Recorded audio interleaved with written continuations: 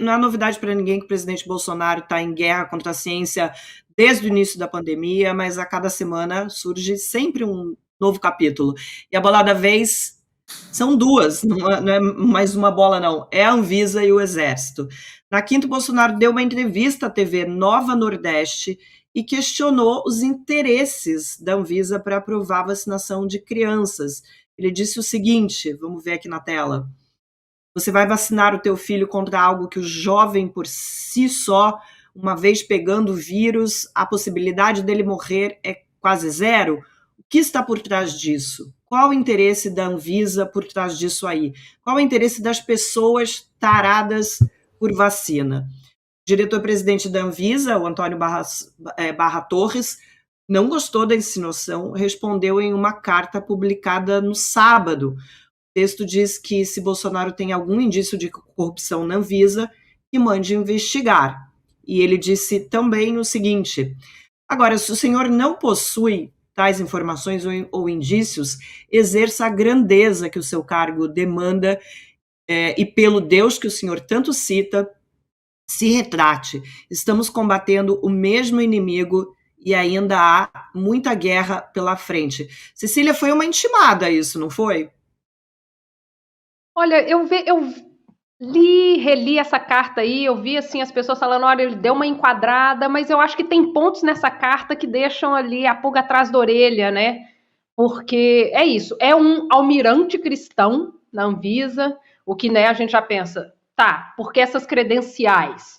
E aí ele cita muitos valores morais, Cristo, combate aos mesmos inimigos. Quem são esses inimigos? Quem são os inimigos em comum que ele tem com Bolsonaro? Então, assim, parece mais assim uma declaração de que o pessoal entendeu que o próprio Bolsonaro inviabiliza o bolsonarismo raiz que eles desejaram.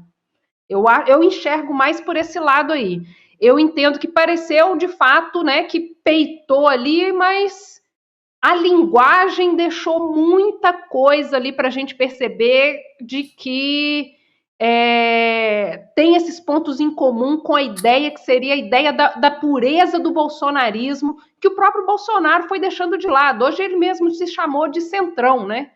Depois de recriminar lá o centrão. Então, assim, ele foi mudando as características daquilo que... Tudo que ele falou que não era, ele foi vestindo.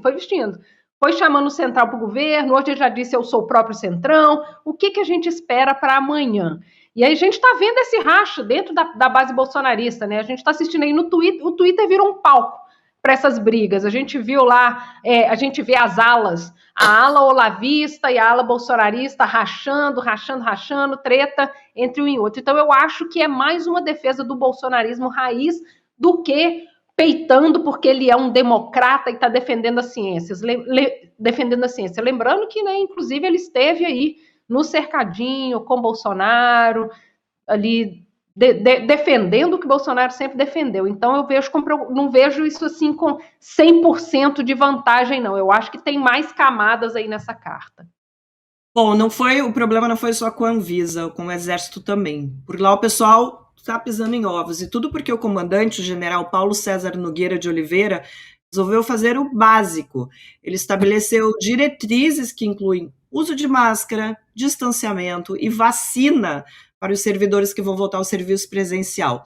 E olha que a vacinação nem é obrigatória nas Forças Armadas.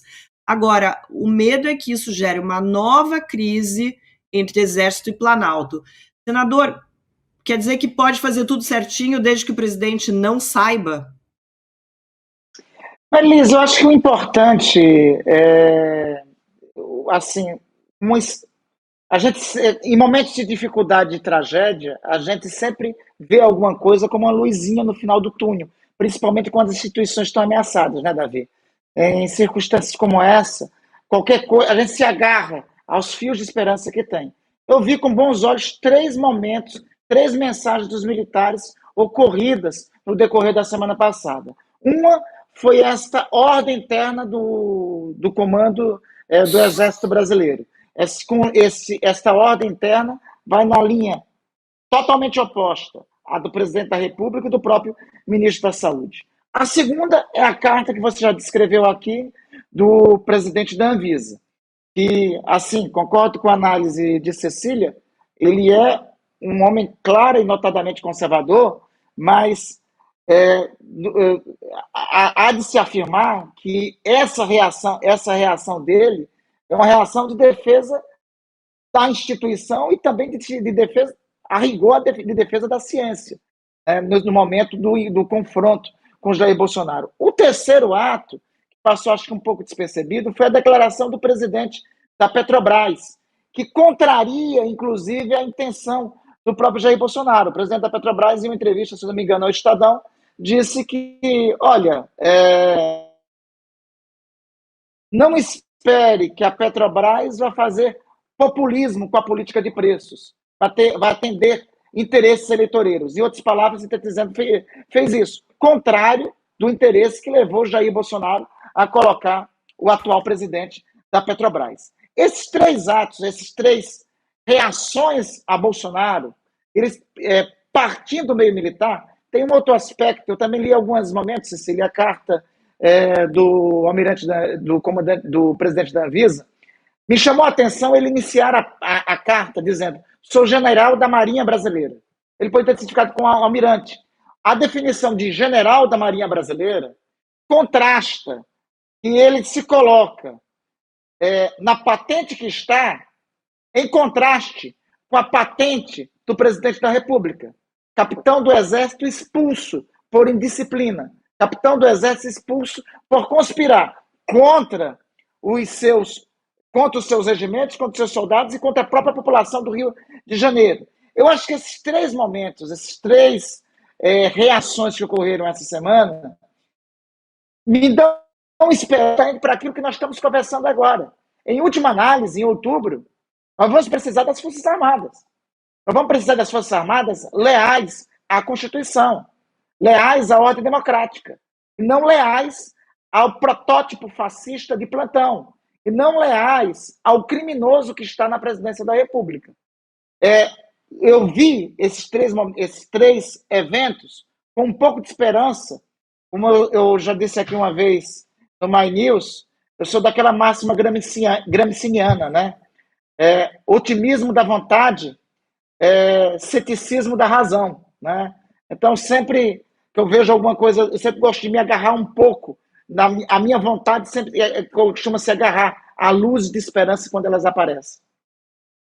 Eu te fiz uma leitura um pouco diferente da Cecília. Eu acho que ele traz os elementos, de fato, da questão de ser cristão, de ser do exército, com uma patente, inclusive, maior do que o do presidente Bolsonaro, mas entendi que ele usou esses elementos para falar ali no coração do bolsonarismo. E assim, eu me lembro dessa manifestação que o Barra Torres participou, que acho que foi a primeira manifestação logo no começo da pandemia do ano passado, mas logo depois acho que toda a sinalização dele, e inclusive as atitudes dele de defesa da Anvisa, ele teve na CPI, falou sobre esse episódio da... Claro. Marilise, me permite, só para acrescentar na sua análise, claro. É importante destacar que na CPI, no depoimento dele, inclusive ele respondendo à indagação minha, ele pediu desculpas pela participação dele naquela manifestação junto com o presidente Jair Bolsonaro. Eu, em particular, veja, eu tenho pouca identidade, talvez, com as ideias que o almirante Barra Torres tenha. Né? Tenho pouca identidade com as ideias, porque ele se reivindica claramente um conservador. Mas ele ganhou em muito o meu respeito com aquela autocrítica pública. Não é isso... diante da truculência, diante da arrogância, diante da boçalidade que nós vimos não só no curso da CPI, mas nós temos visto nesse capítulo triste da história nacional, isso me cativou, muita admiração da parte dele. E temos que destacar, veja, eu fui um crítico à Anvisa. Num determinado momento do enfrentamento da pandemia, quando eu estava muito obcecado, como o próprio presidente disse, eu estou desde outubro de 2020 tarado por vacina. Desde 2020, quando eu estava assim, tarado por vacina, obcecado por vacina, para querer vacina para os brasileiros, em um determinado momento eu até pensava que a Anvisa estava obstacularizando a serviço do presidente da República. Logo dissipou essa minha opinião quando a Anvisa autorizou, a contragosto do presidente da República, a chancela autorizou as vacinas da Pfizer, da Janssen e a Coronavac, né? Logo naquele momento dissipou. Hoje, eu trato a Anvisa uma instituição que deve ser, por todos nós, radicalmente defendida, né? E por isso que eu qualifico essa reação do Barra Torres e essas outras duas como um sinalzinho de esperança, talvez de um posicionamento médio das Forças Armadas. Pois é, eu lamento muito o carnaval, não ter carnaval esse ano, porque eu queria muito sair no bloco tão prometido dos tarados da vacina. Mas eu queria trazer um outro ponto aqui para jogar para o doutor Davi, que tem um terceiro ponto nisso tudo que a gente está falando. A deputada Bia Kicis admitiu para o jornal O Globo que foi responsável pelo vazamento de dados de médicos que defendem a vacinação de crianças. Sobre isso, o ministro da Saúde, Marcelo Queiroga, basicamente fez a egípcia, disse que não é problema do Ministério e que ele não é fiscal de dados. Doutor Davi, eu quero entender se tem quais são as questões jurídicas aqui, porque a deputada assumiu e aí fica tudo certo, fica por isso mesmo. De novo, vou perguntar, não acontece nada? Olha, Marilis, deu uma travada aqui, né? Estão me ouvindo bem, né? Sim, estamos. Antes de responder, só um comentário em relação ao nosso último assunto. Claro. O campo da esquerda precisa, me parece, quem sou eu para falar alguma coisa, eu acho que o campo da esquerda precisa aceitar e abraçar o conservador democrata. Né, nós não podemos tomar os conservadores como o Bolsonaro. O Bolsonaro não é o conservador, ele é um miliciano, ele é um bandido. Né? Eu falei do Mike Pence, mas vamos falar da Angela Merkel. Ninguém vai contar a história do século XXI sem falar da Angela Merkel, que é uma conservadora democrata, que foi super importante na construção da Europa como nós entendemos hoje. Mas voltando à sua pergunta, né? O Brasil tem uma tradição baixíssima de proteção de dados, né? Em que pese a aprovação da LGPD, nós temos aí uma autoridade de proteção de dados ainda muito claudicante, assim, muito inicial, né? Eu não vejo um crime em si no vazamento isoladamente, né? Mas esse vazamento ele tem que ser lido num contexto maior, né? O que Bia Kicis faz é mimetizar o que o presidente da República ameaçava fazer alguns dias antes, que era publicizar o nome dos integrantes da Anvisa que tomaram, já nem me lembro mais, gente, vacinação de criança, tanta loucura ali que eu já não sei mais. Né?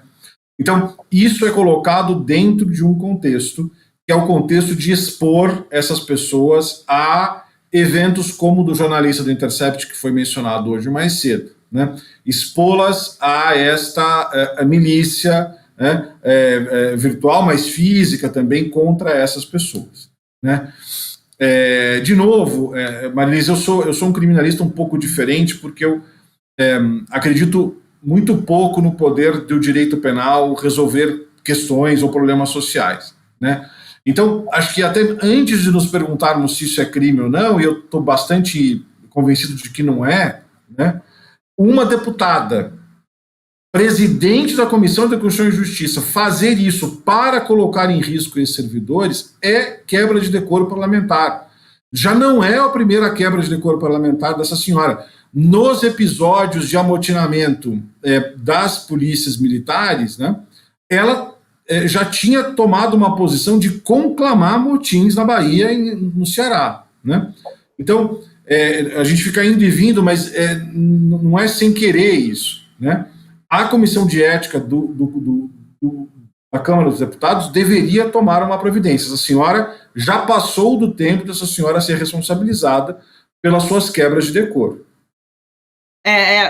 Foi-se o tempo em que os deputados eram caçados porque saíam em trajes de samba-canção em revistas famosas no Brasil. Isso foi o caso do primeiro deputado que foi caçado. Agora a gente vê que a Comissão de Ética, infelizmente, está deixando parlamentares fazerem o que quiserem. Jornalismo independente, pluralidade e análise de qualidade. Apoie o nosso projeto. Seja membro do canal My News.